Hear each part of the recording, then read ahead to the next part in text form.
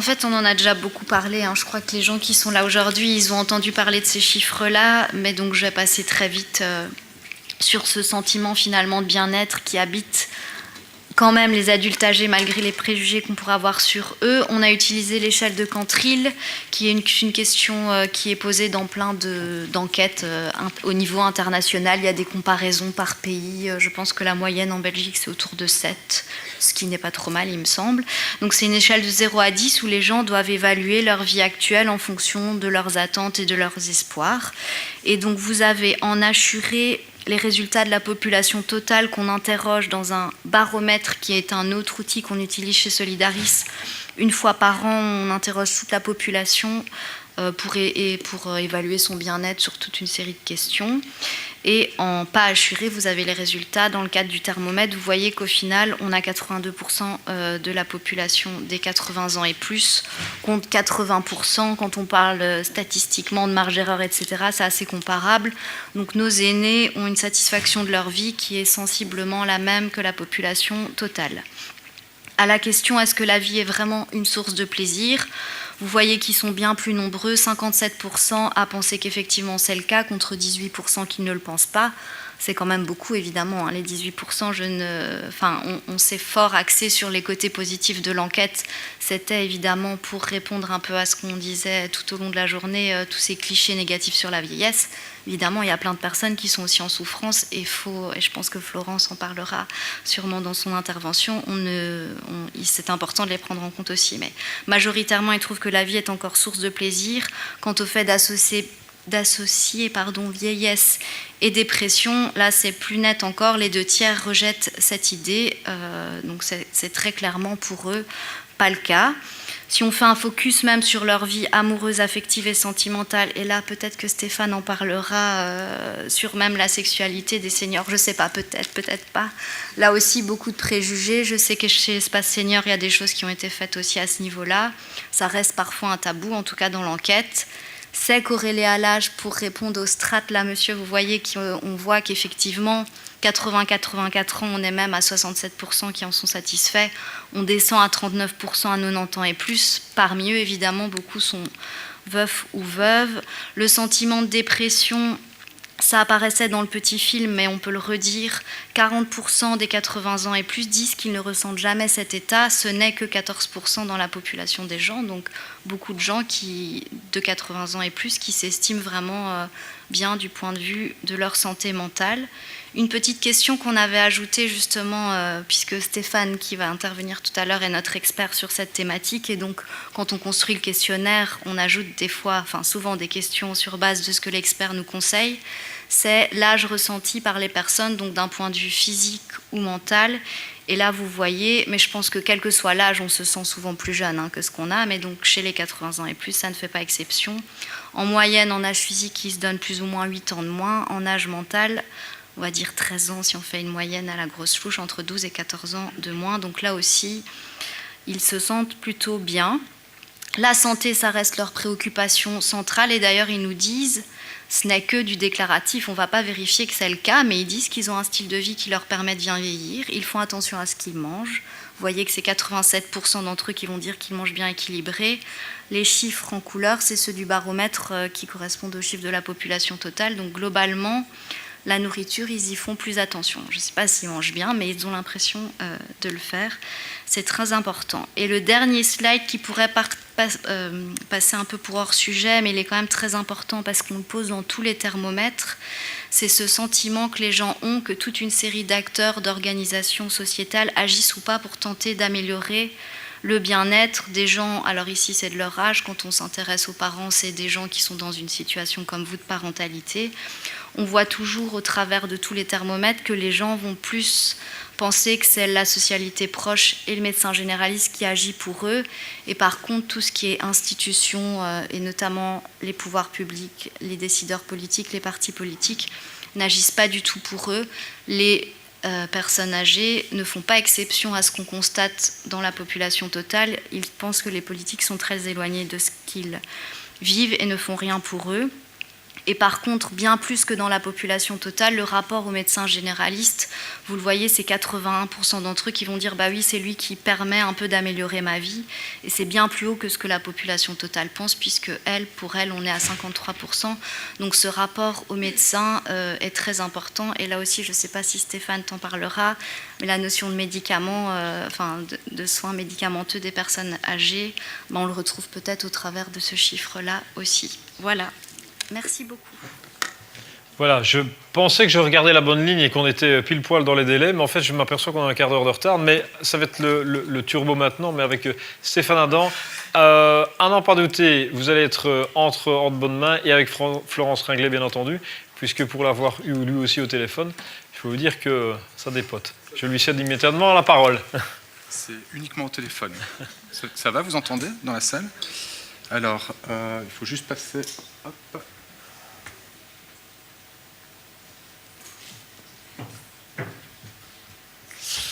Ok. Bon. Donc, bonjour à toutes et à tous. Donc, la question qui nous était posée et à laquelle on va répondre, on a préparé ça ce matin, donc c'est chaud. Et c'était, bonheur est-il synonyme de dépression?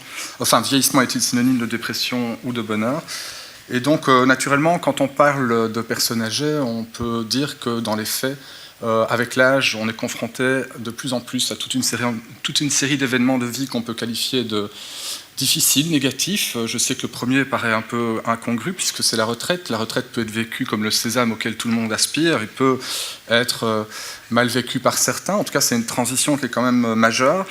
Mais il y a aussi la rubrique nécrologique du journal Le Soir, et vous voyez, encore un qui est tombé, dixit une connaissance, un ami, un voisin, une personne de votre génération. Donc les deuils à répétition, on peut être confronté aussi à la crainte de l'institutionnalisation. On a évoqué la question du mouroir, effectivement, c'est encore fort ce qui est évoqué. D'ailleurs, petite parenthèse, dans une des structures dans laquelle j'ai été faire une formation, qui était une structure tout à fait moderne, bâtiment merveilleux, très clair, même si à l'intérieur, quand on rentre, ça ressemble fort à un hôpital. Sur le rond-point qui est devant le bâtiment, c'est un très grand rond-point où on peut faire le tour, comme dans Las Vegas, pour déposer le résident âgé. Et sur le rond-point, il faut meubler. Qu'est-ce qu'on a mis? Le funérarium. Comme ça, vous voyez où vous rentrez et vous savez où vous sortez. Je veux dire, voilà, et c'est pas le genre de choses que l'on découvre par hasard. Il y a quand même beaucoup de funérariums pas loin des structures. Donc, enfin voilà. Donc, naturellement, c'est un peu le côté tue l'amour pour l'institution, et donc ça fait un peu peur aux personnes âgées. Il y a aussi la perte d'autonomie. Vous avez encore la crainte de souffrir d'une maladie comme la maladie d'Alzheimer. Vous pouvez encore avoir le veuvage. On est dans un couple sûr qu'au moins un des deux connaîtra le veuvage. L'acceptation des changements physiques, et vous reconnaissez ici Cathy Holmes, ou encore naturellement la crainte de la mort. Et donc c'est clair que quand on fait la balance, plus on devient âgé, plus on est potentiellement confronté à des pertes, et moins on est confronté à des gains, alors que quand on est jeune ou adulte, on est confronté plus souvent à des gains qu'à des pertes. C'est ce qui amène à considérer que ça réduit le potentiel d'adaptabilité des personnes âgées, et c'est ce qui nous amène à penser que vieillir, c'est pas gai. Et quand je vous demande comme question d'examen quel est le pourcentage des personnes de 65 ans et plus qui sont dépressives ou qui se sentent seules, voilà les chiffres en bleu, c'est la population générale, qui pense que c'est 30 ou 50% des personnes âgées. Et dans différents tons jaunes, bruns et verts, ce sont des corps de métier associés aux soins, puisque c'est dans le secteur des soins où la vision du vieillissement est en fait la plus négative. Pour preuve, quand on demande à des personnels infirmiers du CHU de Liège, au service d'oncologie, quels sont les 5 premiers mots qui leur viennent à l'esprit lorsqu'ils pensent à une personne âgée, voici un nuage de mots qui correspond à leur représentation. On a coloré les mots en fonction de leur valence. Et donc pour eux, vieillissement égale solitude, fatigue, douleur, maladie, perte d'autonomie, dépendance, incontinence, fragilité, tristesse, j'en passe et des meilleurs. Genre tue l'amour, tu meurs. Donc, et en 2 mots plutôt, tu meurs. Donc voilà, c'est pas très positif de manière générale. Et ça, c'est les croyances que nous avons sur le vieillissement qui sont ancrées par rapport à ces faits que j'évoquais avant et qui amènent des attitudes. C'est que plus on avance en âge, plus on va recevoir de traitements médicamenteux. Quand on voit les 60 et plus, eh bien, il n'est pas rare de voir les personnes de 60 ans et plus qui ont 5 à 6 médicaments, enfin plus de 5 médicaments quotidiennement ou dans la semaine qu'ils prennent. Et parmi ces médicaments, pour beaucoup, ce sont des antidépresseurs, anxiolytiques et somnifères. Vous avez ici la prescription de benzodiazépine qui ne fait qu'augmenter avec l'âge. Alors on pourrait se dire, mais c'est grâce à ça que les vieux ils sont heureux. Ben non, parce que en fait, globalement, c'est ça le paradoxe, c'est qu'il faut moins de symptômes dépressifs chez une personne âgée pour être étiquetée et traitée pour dépression. Quand on est jeune, il faut beaucoup plus de symptômes dépressifs pour qu'on dise « mon Dieu, il est dépressif » et potentiellement être traité. Et c'est ça les attitudes que l'on va avoir, et en fait, les faits sont quand même assez différents, la réalité est toute différente. Quand on regarde la littérature scientifique, de façon générale, on va voir que le bonheur ne diminue pas avec l'âge, voire même que dans les études, on voit que le bonheur augmente avec l'âge. Donc le bien-être ne diminue pas avec l'âge, il va aussi être en augmentation avec l'âge. Et le thermomètre Solidarity, je trouve, montre bien ça en évidence, comme l'a montré Delphine avant, et j'aimais bien croiser les thermomètres entre les différentes tranches d'âge. On voyait 14-18, rien à voir avec la guerre, 18-30 et 80 et plus. Et on voit que la satisfaction de vie par rapport à l'échelle Cantril, c'est de 14% pour les 80 ans et plus. Enfin, les insatisfaits, plutôt ceux qui ne voient pas leur vie comme satisfaisante, c'est seulement 14% des 80 ans et plus, et c'est presque le double pour les 18-30 ans. D'accord ?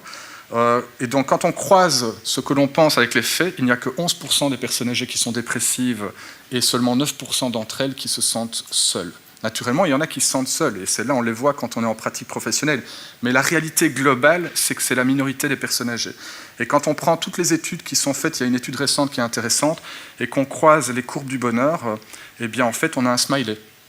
Et j'ai remarqué dans la salle, vous êtes à ce niveau-ci, en fait. D'accord ? Enfin, voilà, je tenais vraiment à vous le dire. D'accord ? Et c'est donc là que les personnes âgées augmentent globalement avec l'âge. Donc le bonheur ne diminue pas avec l'âge, et c'est ce qu'on appelle dans la littérature le paradoxe du bien-être, avec la question qui tue, c'est comment qu'ils font les petits vieux pour être si heureux, malgré tous les événements de vie stressants auxquels ils sont potentiellement confrontés. Et il y a des théories qui sont passionnantes, je ne vais pas pouvoir les décrire toutes, je vais juste en décrire une, qu'on appelle la théorie de la sélectivité socio-émotionnelle de Carstensen. Alors je vais éviter de vous donner toute une migraine ou tumeur au cerveau. Je vais vous expliquer ça de manière aussi concrète que possible. Ce qu'on voit de façon spectaculaire avec l'augmentation en âge, c'est une propension totalement non contrôlée des personnes âgées à voir le positif là où il est. C'est-à-dire que plus on augmente en âge, plus on voit le positif là où il est. Et c'est vraiment, je vous assure, c'est une récurrence d'études qui vont montrer ça sur des protocoles parfois très simples. Imaginons que vous êtes dans la salle d'attente chez un médecin, vous regardez des magazines passionnants, Closer, ici Paris, Paris Match, et vous voyez 2 fois la même publicité pour le même objet, c'est ici une caméra.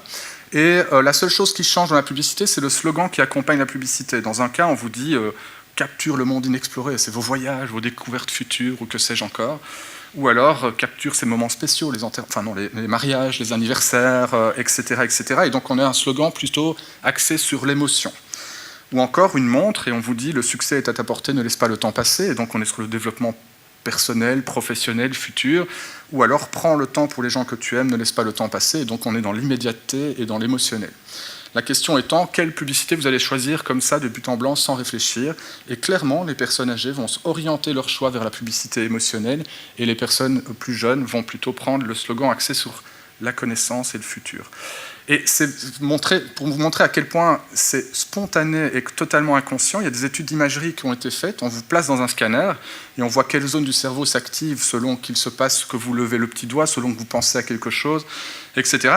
Et ici, on va regarder on va regarder les activations des zones du cerveau selon qu'on vous présente une image neutre, donc qui n'a aucune valeur émotionnelle, une image qui a une connotation plutôt positive émotionnellement, ou une image qui a une connotation négative.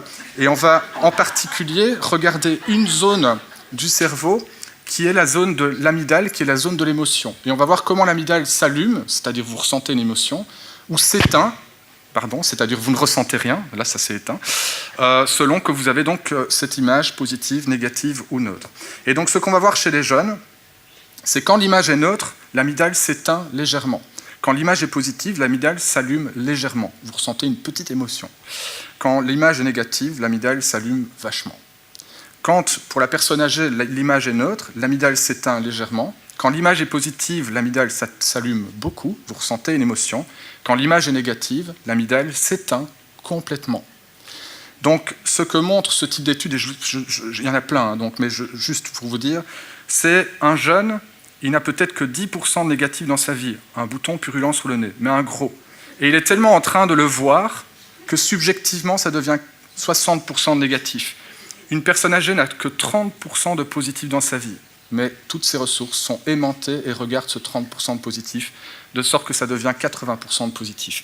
Donc la personne âgée s'applique spontanément à elle-même l'adage qui est « cueille dès aujourd'hui les roses de la vie, profite de l'instant présent ». Quand vous êtes au restaurant, vous dites « qu'est-ce que je mangerai demain ?» alors que la personne âgée profite de ce qu'elle a là maintenant. Et si nous appliquions tous cette même stratégie, c'est-à-dire voir le positif là où il est, c'est devenu d'ailleurs une approche psychologique qui s'appelle la psychologie positive, nous serions tous plus heureux. Et ça a des conséquences sur le réseau social, c'est-à-dire qu'avec l'augmentation en âge, on va voir une baisse du réseau social.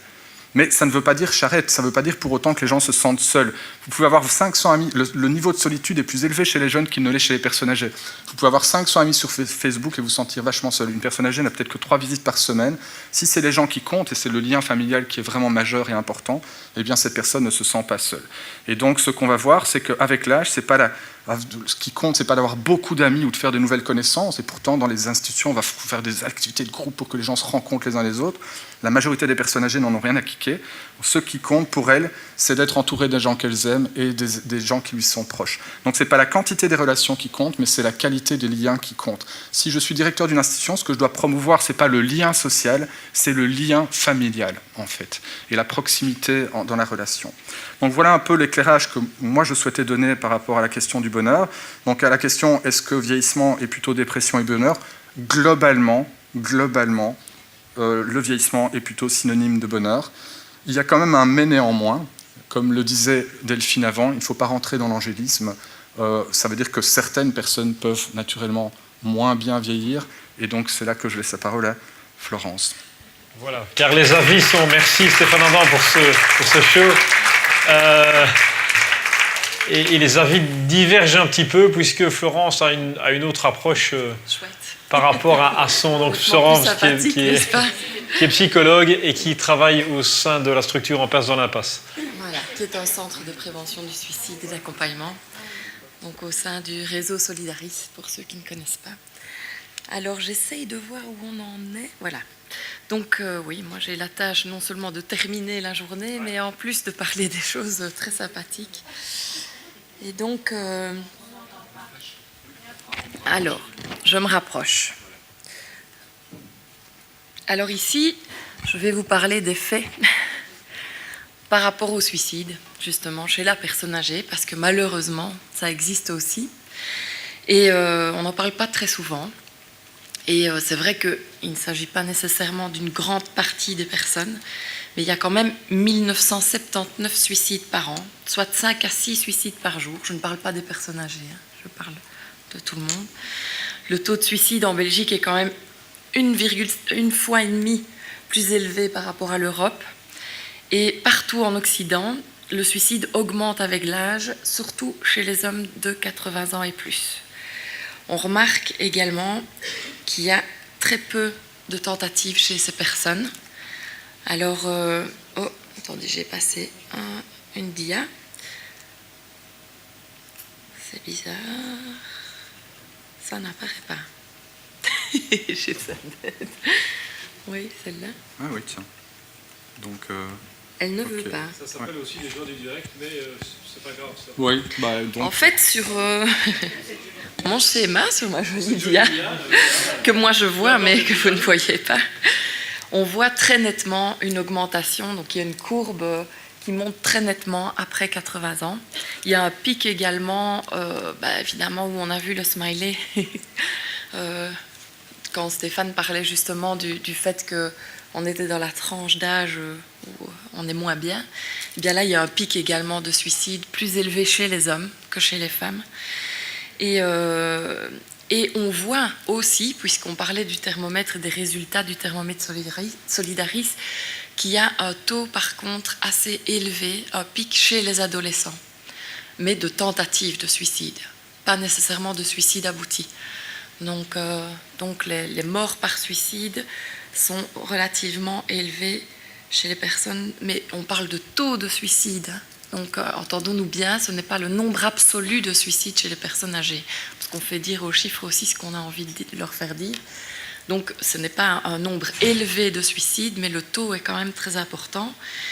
Et je souhaitais souligner aussi, là on le voit, que vous voyez ici que au niveau des causes de décès, chez les personnes plus âgées, évidemment, le suicide arrive en 9e position. Et donc, par contre, chez les plus jeunes, les 15-24 ans, c'est la deuxième cause de mortalité, et chez les 25-44, la première cause de mortalité. Donc ce sont quand même des réalités dont il faut tenir compte quand on parle du suicide.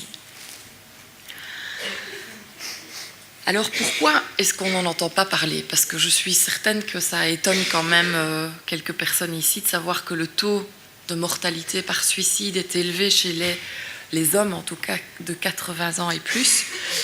Alors d'abord, c'est très difficile de dresser un portrait global, réel du taux de suicide chez les aînés. Pourquoi? D'abord parce que ça dépend du recensement des données, ça dépend des sources auxquelles on s'adresse également, la non-déclaration aussi de la véritable cause de la mort, parce que très souvent, et comme on sait que les personnes âgées meurent d'un tas d'autres choses que du suicide, c'est beaucoup plus simple évidemment pour un médecin qui vient constater le décès de dire qu'il s'agit d'une mort naturelle.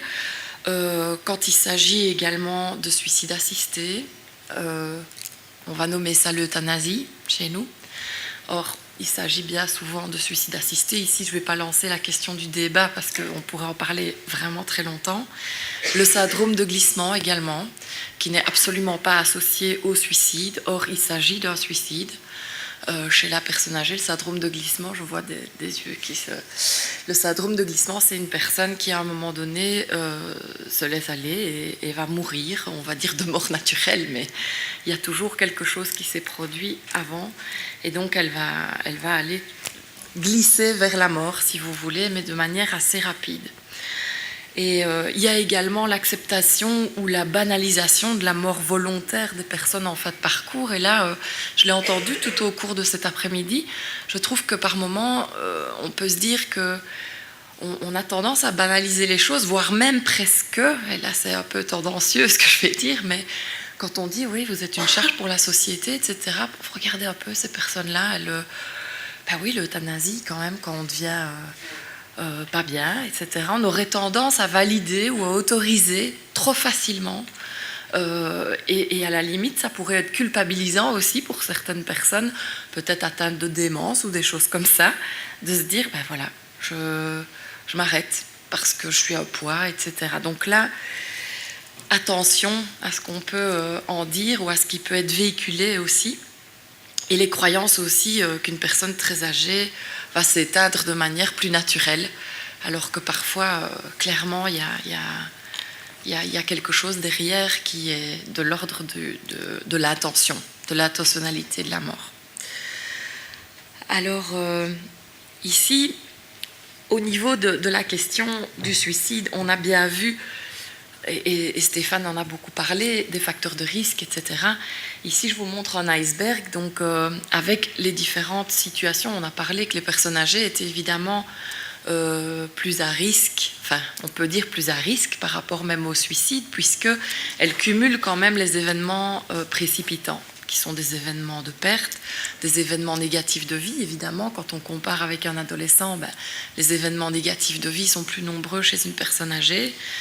Des conflits, de l'incompréhension, tout ce qui fait partie des maladies somatiques et des pertes symboliques aussi, qui ne sont pas négligeables à ces âges-là. Donc je trouve que c'est intéressant de voir aussi ce qu'on peut visualiser du mal-être de quelqu'un et tout ce qui est caché aussi, parce qu'on se rend compte aussi que les personnes âgées auront tendance à moins se plaindre, moins facilement dire qu'ils ont des douleurs, parce que la douleur est également banalisée chez la personne âgée. Et ça, Stéphane en parlerait mieux que moi, parce qu'il y a toutes sortes d'études qui le démontrent et qui, pour finir, banalisent la souffrance. Et donc, quand elles ont des douleurs, elles ont tendance à moins en parler, puisque c'est plus souvent normal, entre guillemets.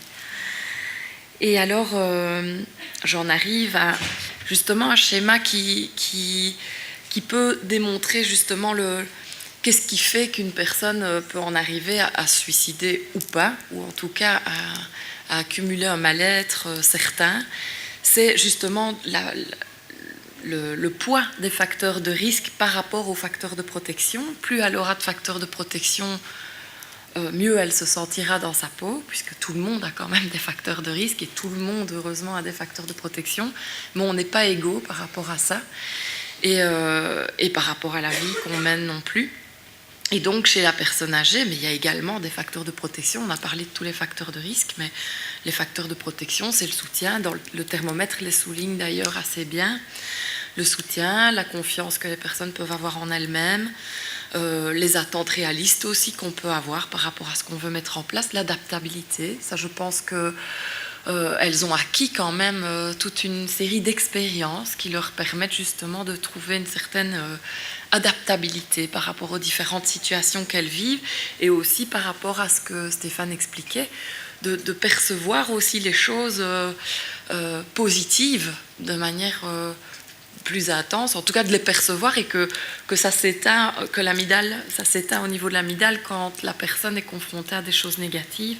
Malheureusement, on voit quand même qu'il y a des choses, et ça je vais en venir au schéma suivant pour vous dire que Joyner, qui s'est beaucoup intéressé à la question du suicide, disait que les risques élevés de suicide ou de tentatives vraiment sérieuses ou sévères de passage à l'acte dépendaient justement de l'intersection entre différents facteurs. Ici, c'est la capacité à mettre en acte des envies suicidaires, donc l'intentionnalité d'une personne.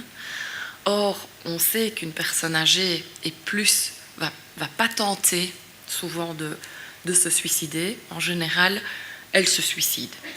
Parfois, elles arrivent aux urgences parce que elles ont peut-être consommé, pris des médicaments ou différentes choses, et qu'en effet, peut-être il y a une fragilité physique qui va faire qu'elles ne vont pas s'en sortir. Mais dans la majorité des cas, il s'agit de passage à l'acte qui arrive malheureusement au décès de la personne.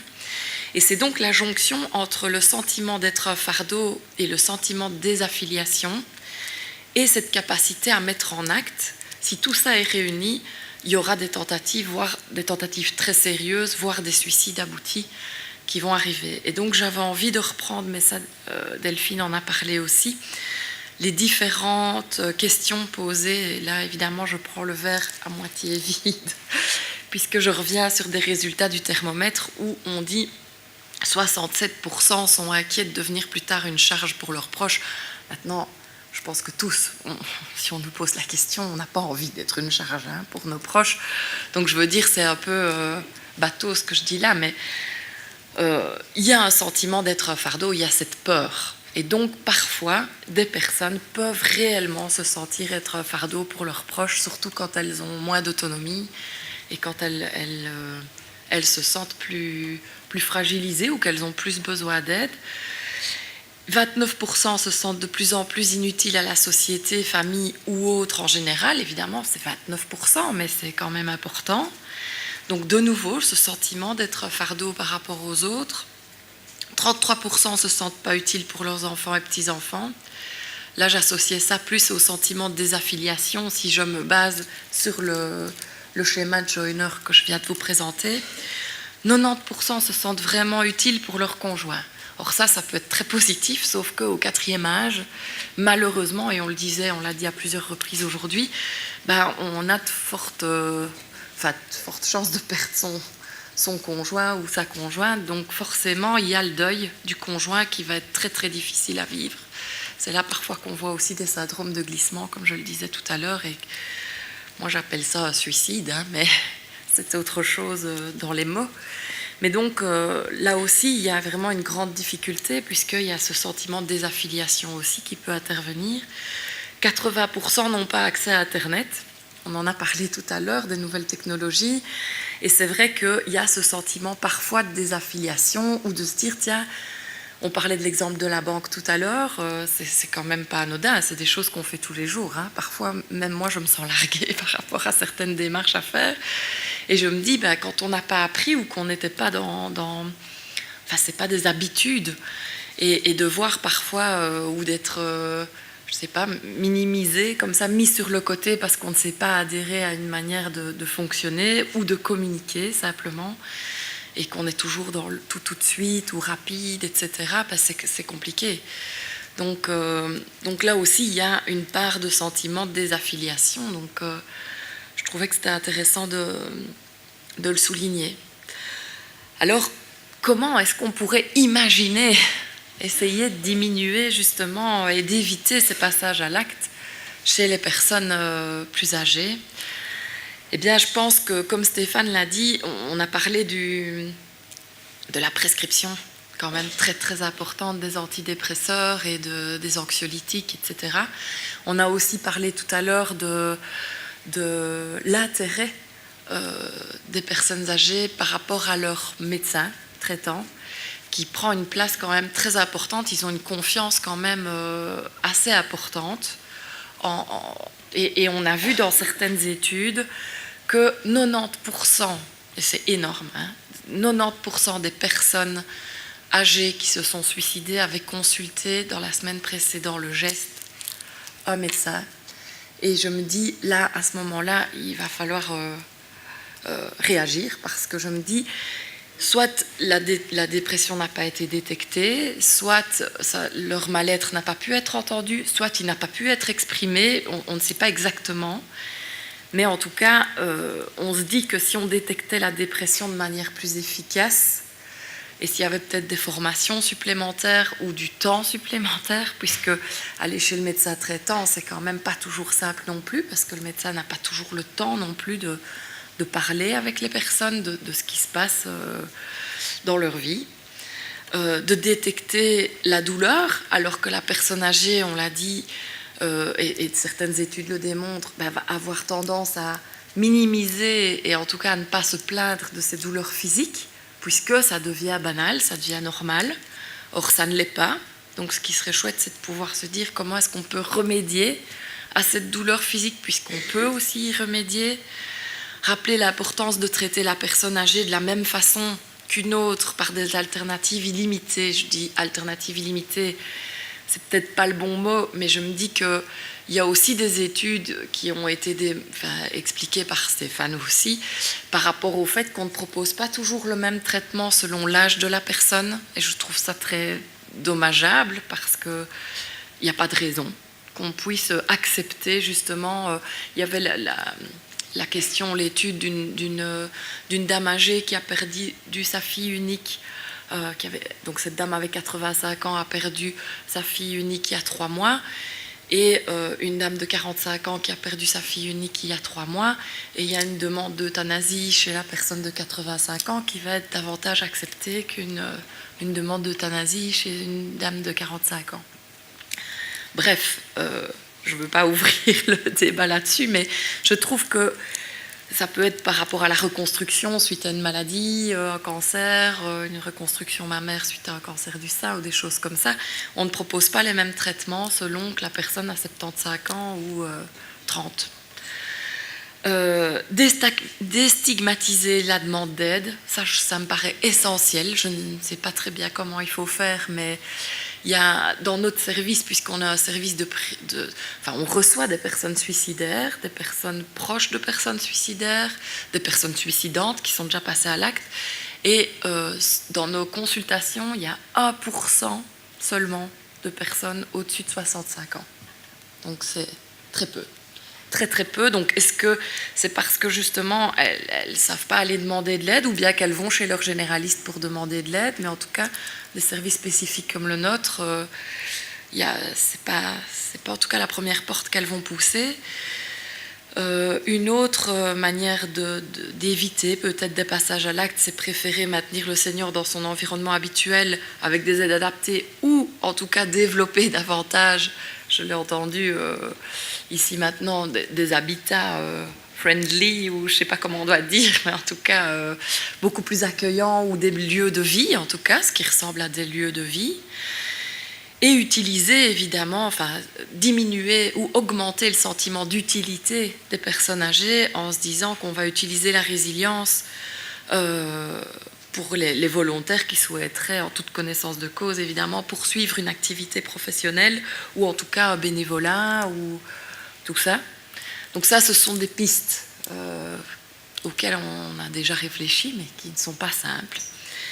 Et donc, j'en arrive à une conclusion commune, entre guillemets, qui est, et là c'est plutôt Stéphane, non, pardon, je recule. Donc ici, c'est bizarre parce que ça ne s'affiche pas. Oui, c'est drôle. Donc, Comme quoi, voilà, oui, c'est ça, ça s'affiche. Donc c'est parce que tu as appuyé. Enfin bon, soit c'est pas grave. oui. Donc l'idée ici est de dire que le vieillissement est plutôt majoritairement associé au bonheur, qu'il ne faut pas nier les éléments négatifs aussi qui sont minoritaires, mais qu'il faut pouvoir aborder ces personnes-là en particulier. Et donc il y a en fait 3 questions auxquelles la littérature ne répond pas encore à notre connaissance, qui sont comment les identifier. Parce qu'on a tendance un peu à identifier par exemple la dépression chez un personne âgée comme on le ferait chez un adulte, or ce n'est pas du tout les mêmes critères, ce n'est pas du tout les mêmes mécanismes qui sous-tendent la dépression de la personne âgée. Comment favoriser l'appel à l'aide, c'est-à-dire que ceux qui en auraient besoin s'adressent spontanément ou en tout cas s'orientent un peu plus pour un appel à l'aide spontané. Et également, on peut se poser la question à terme de comment les aider. Donc, quelles sont les approches cliniques spécifiques que l'on peut mettre en place au-delà d'une approche un peu mécanique de type pharmaceutique, dans la mesure où quand on prend la question des antidépresseurs, c'est juste une parenthèse, sachez que la plupart des antidépresseurs et anxiolytiques, quand ils ont été testés pour en mesurer l'efficacité, les tests ont été réalisés chez des jeunes et des adultes. Jamais ces médicaments ne sont testés chez les personnes âgées. Pourquoi ? Parce que si on les teste chez les personnes âgées, on va identifier trop d'effets secondaires qui rendent le médicament peu ou pas commercialisable. Et donc on administre à des personnes âgées des traitements qui n'ont jamais fait l'objet d'un testing chez eux et dont on mesure de plus en plus les effets toxiques. D'accord ? Il n'est pas rare que quand une personne rentre désorientée dans une unité spécialisée, qu'une des premières attitudes thérapeutiques est de faire une fenêtre médicamenteuse, c'est-à-dire de lever la plupart des traitements non nécessaires et que des gens récupèrent de façon parfois spectaculaire. Donc voilà, ça demande en tout cas un élément de réflexion. Et voilà, maintenant on est ouvert à des questions-réponses. Et réflexion. Installez-vous au pupitre. Merci beaucoup pour vos applaudissements. Comme on a pris un peu de retard, on va essayer de terminer en boulet de canon en feu d'artifice. Donc si vous avez des questions, comme dirait l'autre, c'est le moment, c'est l'instant, par rapport effectivement à cette thématique de bonheur et vieillissement, et de savoir s'il y a peut-être des personnes qui ont une plus grande aptitude au bonheur que d'autres. Est-ce que ça a à voir avec l'âge ou pas, ce genre de choses Ça va ça? Ah oui, ça va. Donc si les gens ont une aptitude au bonheur, ce serait... les études montrent que oui, les personnes âgées sont plus aptes à prendre le plaisir là où il est, en fait. Donc c'est ce que j'expliquais Enfin, c'est une des théories, mais il y en a d'autres. Et donc, oui. Et donc nous sommes, normalement, en vieillissant, vous allez être plus heureux. Voilà, je vous apprends une bonne nouvelle. Pour la majorité d'entre vous, en tout cas. Merci. Est-ce qu'il n'y a pas aussi la question du fait que ce sont des personnes de 80 ans aujourd'hui et que si on interroge les personnes de 80 ans, évidemment, dans 20 ans, ce qui n'est pas possible aujourd'hui, mais je me dis, il y a aussi l'histoire de ces personnes qui ont vécu à une autre génération avec d'autres événements. Et voilà, parfois je me fais la réflexion, où je me dis, tiens, est-ce que effectivement cette aptitude au bonheur des personnes de plus de 80 ans n'est pas aussi peut-être liée à l'histoire de cette génération-là et que dans 20 ans, peut-être que ce sera différent, que les personnes de 80 ans ne vivront pas forcément mieux. Enfin voilà, je pense que... Oui, donc naturellement, il y a les effets de cohorte, vous avez raison. La seule chose, c'est naturellement que certaines études longitudinales montrent des éléments d'augmentation des paramètres de bien-être avec l'âge. Donc, il faut être prudent naturellement par rapport à ça, mais quand on est dans les études longitudinales, c'est qu'on suit des gens pendant plusieurs années et on voit comment les choses évoluent, quoi. Et donc c'est toujours le même type de tendance, de résultat, que le bonheur augmente avec l'âge. On ne peut pas présager de l'avenir et de ce que sera. Néanmoins, quand on prend par exemple la question de la communication par Internet, là les effets de cohorte sont boeufs, c'est-à-dire que l'utilisation de l'outil technologique pour la communication, c'est quelque chose, l'iPhone c'est 10 ans, quoi. Et donc les personnes âgées de maintenant, enfin en tout cas ceux qui sont dans les générations maintenant même 60, 70 ans, sont déjà beaucoup plus ouverts et ont déjà intégré dans leur pratique ces modes de communication. C'est sûr que ces gens-là, quand ils auront 80 ans, certaines questions qu'on voit apparaître ici sur seulement 20% sont connectées, le chiffre va exploser dans les années qui viennent. Donc, mais sur la question du bonheur, c'est plus difficile d'anticiper ce que sera les 20 ans à venir.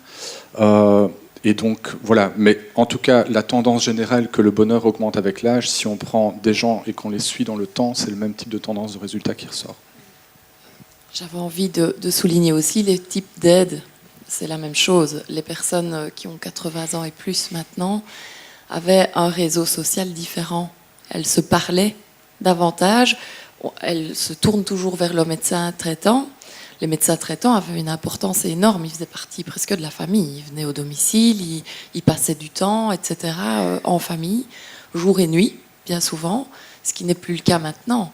Il y a des permanences maintenant, il y a des choses qui se créent, qui sont différentes. Et je remarque dans le peu de personnes plus âgées que j'ai pu recevoir, dans ma pratique, je veux dire, en entretien, c'est souvent plus un besoin de parler, pas de dire ça va pas, machin. C'est vraiment de parler, d'échanger, de se poser des questions.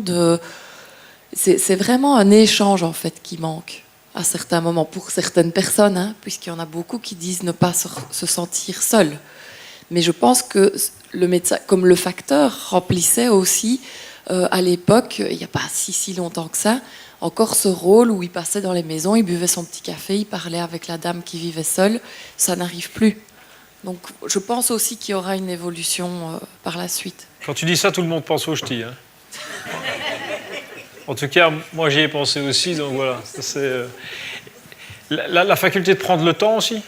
Est-ce que justement pour être plus heureux, est-ce que justement c'est les personnes plus âgées n'ont pas tendance justement à prendre et ralentir un peu la marche du temps? C'est clair, donc c'est de nouveau ce qu'on a vu dans les études qui ont été faites. Et c'est là qu'on en vient sur un point qui me paraît quand même essentiel, c'est le fait que, prenons l'exemple concret de nouveau des institutions pour personnes âgées. On a fait l'exercice à plusieurs reprises lors de formation et de supervision d'équipe, c'est qu'on a placé une caméra, par exemple, pour les repas, parce que les repas sont des moments un peu de tension, il y a de la sous-nutrition, etc. Et donc on a placé une caméra, un peu comme celle qui est devant, c'est toujours troublant d'être...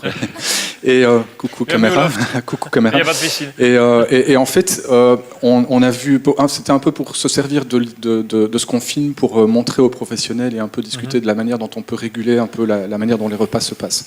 Première parenthèse, les gens sont en blouse blanche. C'est quand même un peu troublant de se dire que manger devient un acte de soin et que c'est tellement caricaturé au point que le personnel est en blouse blanche.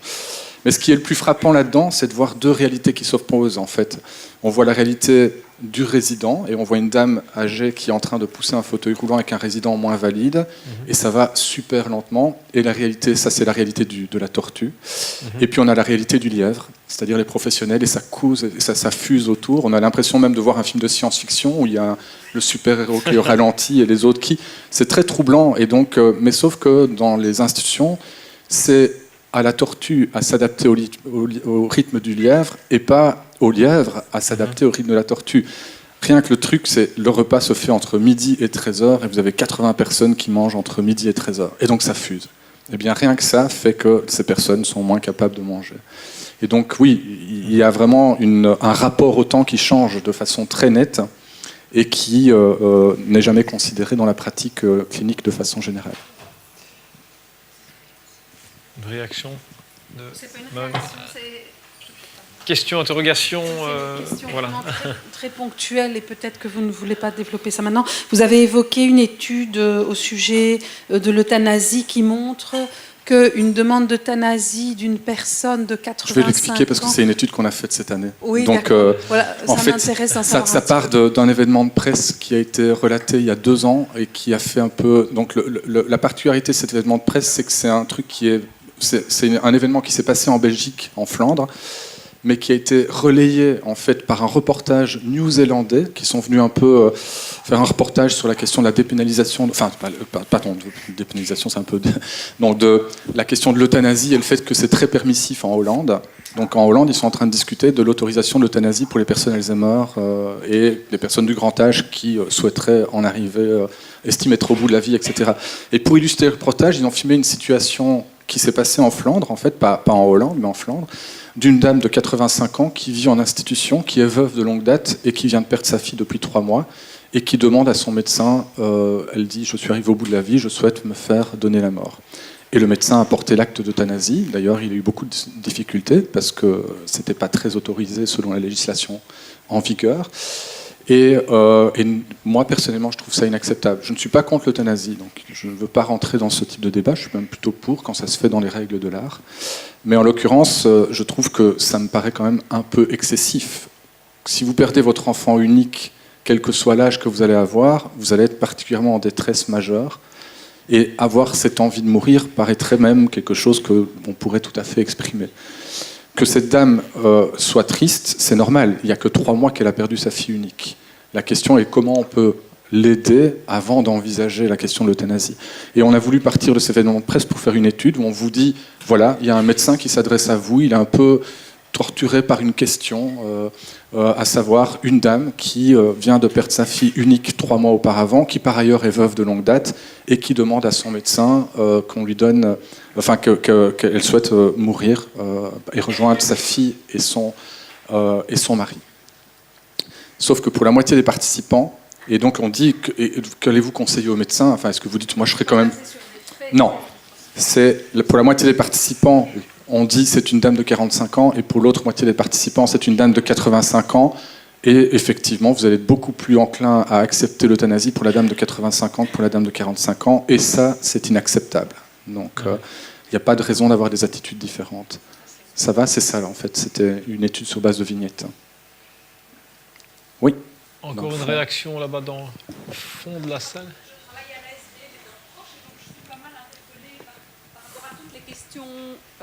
De l'entourage, évidemment.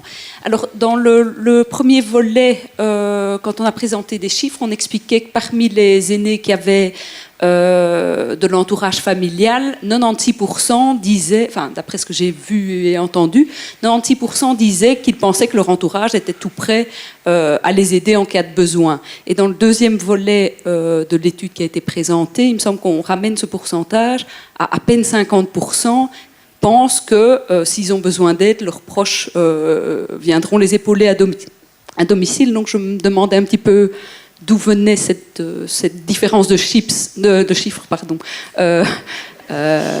Donc ça, c'est une première réflexion. La deuxième réflexion, c'est par rapport au public interrogé ici dans le cadre de l'étude, donc qui ont 80 ans et plus. On sait qu'à l'époque, les familles étaient vraiment des familles nombreuses et il n'était pas rare d'avoir des familles avec 4, 5, 6, 10 enfants. Donc ces personnes ont souvent un entourage familial. Parfois certains de leurs enfants sont décédés, mais d'avoir quand même pas mal d'entourage familial. La génération qui suit, on est dans des familles de 2, 3. La génération qui suit encore après, on est dans des familles de 1 ou 2 enfants. Et donc, finalement, le poids qui pèse sur les aidants proches, comme on les appelle, va être de plus en plus important. Et voilà, c'est vraiment une réflexion. On sait que les services d'aide, etc., les moyens financiers sont plus que déficitaires au niveau des prises en charge. Enfin voilà, vers quoi est-ce qu'on va, comment est-ce qu'on va épauler ces aidants à l'avenir. Question sur les chiffres. Juste Merci sur la pour première question, en fait, c'est 2 formulations qui sont vraiment différentes. La première, c'est est-ce que je peux compter sur mon entourage, mais de façon très large, compter, appeler, prendre des nouvelles, etc. La deuxième, c'est, je ne suis pas habituée au micro comme ça, c'est vraiment aller vivre chez ses enfants ou être aidé de façon permanente. C'est vraiment 2 questions différentes, d'où les pourcentages différents. Et donc c'est leur ressenti. Les 2 fois, c'est leur ressenti, mais la première, c'est juste compter sur, mais je sais pas, peut-être pour aller faire une course ou voilà, c'est plus large. L'autre cas où ils sont que la moitié, c'est vraiment plus aller vivre ou alors être aidé tous les jours au quotidien, etc. Donc quelque chose de beaucoup plus lourd. De la même manière, dans un des graphiques, on estime que, je pense, genre 40% des personnes de 80 ans et plus, sans doute vivant au domicile, ne sont pas aidées. Est-ce que ça veut dire ne sont pas aidés par des professionnels ou ne sont pas aidés par des proches? Est-ce qu'ils se rendent compte que parfois les proches font des démarches administratives pour eux, mais peut-être que c'est devenu une habitude et que ça ne leur paraît même plus être de l'aide en tant que telle? Enfin, je ne sais plus, il y avait un graphique en commentaire. Oui, je vois lequel c'est. Déjà, c'est pas on estime, c'est la réponse des gens. Donc c'est pas nous qui estimons, c'est eux qui disent ne pas être aidés. Et dans les formulations et le face-à-face permet aussi de s'assurer de ça avec les enquêteurs. On précisait bien une aide logistique, enfin on donnait des exemples. Maintenant, je peux pas vous jurer que ce que les gens comprennent derrière être aidés. Ça, j'en sais rien, mais les enquêteurs avaient quand même des questions très détaillées qu'ils lisaient avec la personne, etc. Donc voilà. Après, j'ai envie de vous répondre que dans la vie de tous les jours, au sein d'une famille, des fois, on ne fait pas tous les démarches administratives et on se fait aider. Et je pense qu'à notre âge, moi, je répondrais que je ne me fais pas aider et peut-être que c'est mon conjoint qui gère des choses. Donc voilà. Okay. Voilà. Sur la question des familles et de la diminution, c'est une question naturellement à laquelle il est encore difficile de répondre puisque les changements démographiques s'opèrent maintenant et qu'on verra les conséquences ultérieures aussi. La seule chose, c'est que naturellement, dans les familles à nombreux enfants, la distribution de l'aide, elle n'est pas équitable. En fait, en général, c'est quand même toujours un ou deux pelés qui vont s'occuper et les autres qui vont... Enfin, je dis ça entre guillemets, quoi.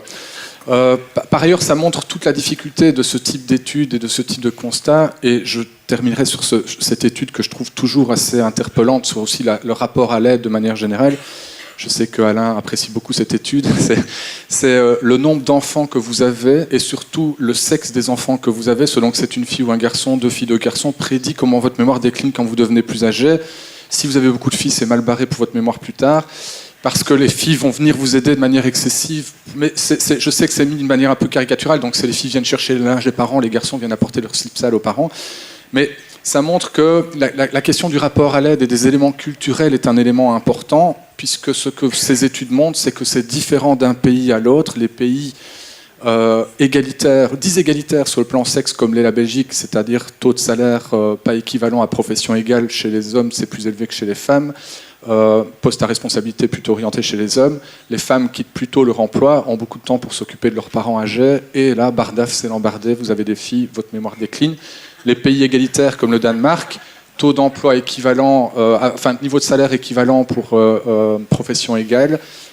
Les professions à responsabilité, c'est 50-50, femmes et hommes restent en emploi. Que vous ayez des filles ou des garçons, ça ne change rien sur votre évolution de la mémoire. Ça montre toute la complexité des éléments démographiques, et il y a des choses qu'on peut se poser la question dans les 20 à 30 ans, ce que ça va être effectivement.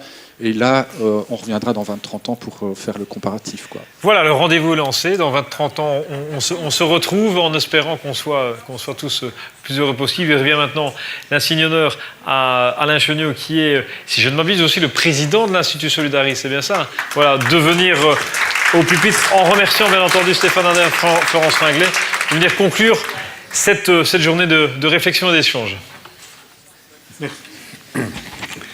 Merci Frédéric. Mesdames, Messieurs, à l'issue de cette journée extrêmement riche en enseignements et en échanges, il me revient de clôturer nos travaux. Tout d'abord, au nom de la Mutualité Solidaris, je tiens à vous remercier de votre présence. C'est dire ô combien ce sujet revêt une importance cruciale. De nos jours, examiner la question du vieillissement de manière à la fois complexe et nuancée relève un phénomène plus que jamais nécessaire et s'inscrit dans une véritable dynamique de processus social. La volonté de notre mutualité au travers des thermomètres Solidaris est de mettre en lumière des sujets sociétaux, de pendre le pouls de notre société, comme le disait en introduction le président Michel Jadot, de la questionner, de l'analyser, de donner la parole aux citoyens, mais aussi aux acteurs professionnels qui la composent et l'animent pour en tirer enseignements et réflexions et formuler des pistes de propositions. Rares encore sont les études portant sur les adultes du 3e et 4e âge. C'est pourquoi des rencontres telles que nous venons d'avoir aujourd'hui sont absolument nécessaires et précieuses. J'en suis intimement convaincu. Nous les avons vus lors de cette dernière enquête, mais aussi tout au long de cette journée. L'allongement de l'espérance de vie modifie inévitablement notre regard sur la vieillesse. L'équilibre et la dynamique entre les générations évoluent, se transforment, renforçant parfois plus les liens familiaux. Les adultes âgés, plutôt, j'ai entendu Madame Carbonel, les personnes qui avancent en âge, je pense, meilleure terminologie, font encore preuve d'une grande vitalité que nous avons par ailleurs tendance à sous-estimer. Vous avez vu en introduction la vitalité du président Jadot. En effet, ils sont plus que jamais attachés à leur domicile. Je vais peut-être changer le mot. Alors chez eux, alors chez soi. Et réclament le droit d'y rester tout en étant aidés. Le défi du vieillissement reste aujourd'hui à relever, et notamment au niveau des représentations sociales. Madame Carbonel l'a souligné à souhait cet après-midi. Les enjeux qui l'accompagnent portent et porteront immanquablement sur le rapport entre politique publique et sphère privée. C'est pourquoi je clôturerai en ajoutant qu'en tant qu'organisation forte de plus de 3 millions d'affiliés, privilégier les rapports humains est primordial. Notre objectif est de mettre en œuvre un ensemble de moyens pour répondre aux inquiétudes des 80 ans et plus et de permettre de rester chez eux. Cela, tout en jouant à fond notre rôle d'acteur social et citoyen pour que la mutation sociétale en cours aboutisse au retour d'une société plus solidaire et plus inclusive, où chacun bénéficie de la sécurité d'existence, le tout en soutenant le développement de solidarité intergénérationnelle.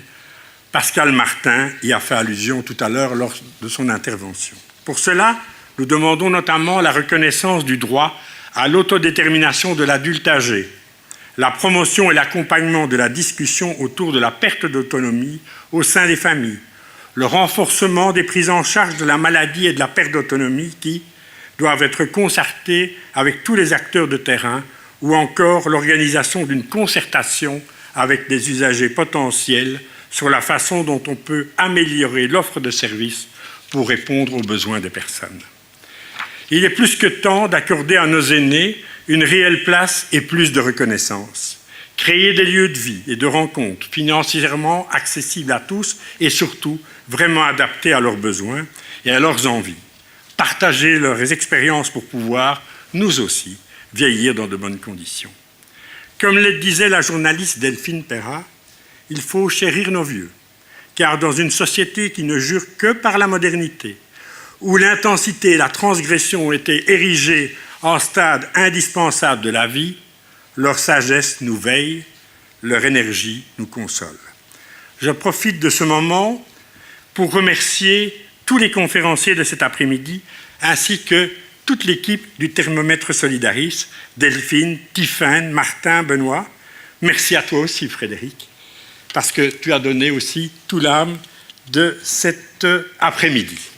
Je vous remercie de votre attention, je vous souhaite une bonne fin d'après-midi et je vous invite à partager le verre d'amitié qui est déjà servi.